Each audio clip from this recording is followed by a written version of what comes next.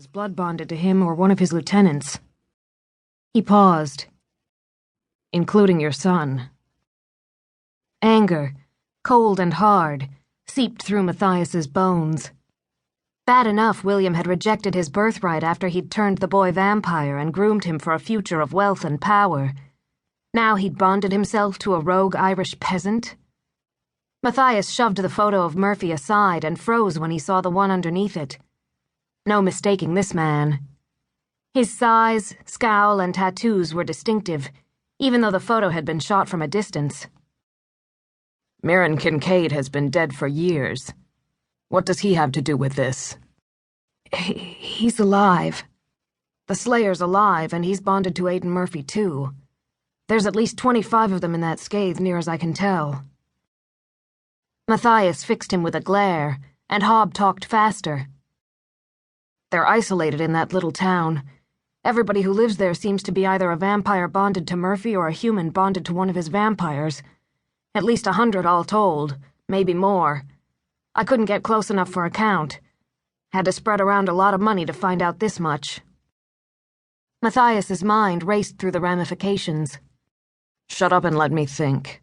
Have another whiskey.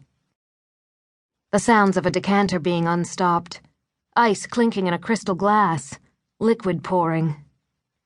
The sounds were usually comforting, but with this news, nothing would ease the chill that spread through Matthias as he rose from the desk and stared out the study window at the snowflakes settling on the bare branches and slushy sidewalks illuminated by the streetlights. The average scathe was 4 or 5 vampires strong, and Murphy had bonded more than 25?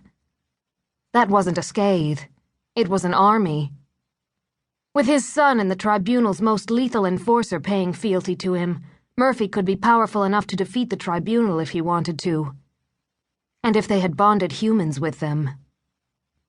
Matthias rubbed his hand over his stomach, flatter now than it had been a year ago when a worldwide pandemic vaccine had resulted in an unexpected change in human blood chemistry. Tens of thousands of humans had died from the virus itself, reducing the vampire food supply. Then came the goddamned vaccine. The blood of a vaccinated human was lethal to vampires. Vampires were starving, and they were getting desperate. All of the tribunal's attempts to counteract the vaccine's effects had failed. Even human blood banks were tainted and unreliable. Yet Aidan Murphy had a town full of apparently unvaccinated humans bonded to him, so no other vampires could feed from them? Bloody outrageous. He turned back to Hobb.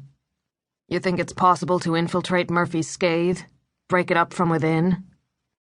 Hobb swallowed so hard that Matthias could hear him across the room. No, sir. The guy I paid for the info only talked because Murphy wouldn't let him move to Penton. Says he interviews everyone personally, and if you don't want you don't live there. They're real organized. Murphy had friends on the tribunal, so taking this to the full council wouldn't yield quick results. Technically, he hadn't broken vampire law. So far. Matthias returned to his desk, looking again at the photos. An idea came to him, brilliant in its simplicity. Murphy's older brother, Owen. He's still alive? Hobb's eyebrows bunched. He's supposed to be executed next week. Matthias smiled. Get him here.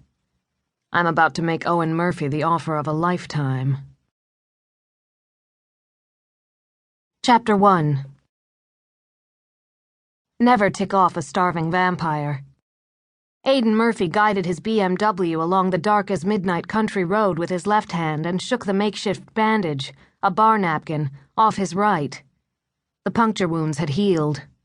What a waste of time. Since the pandemic vaccine had made human blood poisonous to his kind, he'd held dozens of meetings like the one he'd just left, interviewing prospective scathe members for Penton, a tiny ghost town on the edge of nowhere that he'd bought up after life became dangerous for his scathe's unvaccinated humans, a place where his people and their human familiars could live in peace. Aidan had founded Penton on the idea that humans were the equals of vampires. Respect them for keeping you alive, he preached. Treat them as family. Don't act like predators. But vampires were growing desperate. Hungry predators suddenly considered his quiet Alabama community of vampires